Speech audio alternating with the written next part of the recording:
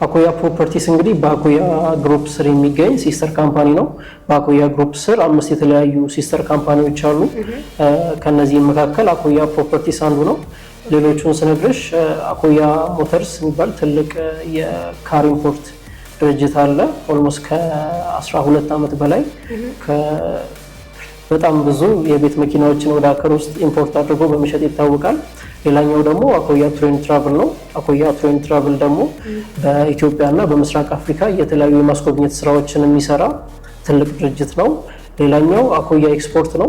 አኮያ ኤክስፖርት ደግሞ ቡና፣ የቅባት እህሎችን ወደ ውጭ ኤክስፖርት በማድረግ የሚታወቅ ሌላ ትልቅ ድርጅት ነው። እንዲሁም አራተኛው ደግሞ አኮያ ፕሮፐርቲስ ነው። አኮያ ፕሮፐርቲስ ደግሞ ዛሬ የምትገኙበት ማለት ነው የተለያዩ የመኖሪያ አፓርትመንቶችን እንዲሁም ሱቆችን በከተማይቱ በመገንባት ይታወቃል። ሌላኛውና ለአኮያ ፕሮፐርቲስ ደግሞ አጋዥ ሆኖ የተመሰረተው ኢኒያስ ኮንስትራክሽን የተለያዩ የግንባታ ስራዎችን ለአኮያ ፕሮፐርቲስ በመስራት ይታወቃል ማለት ነው።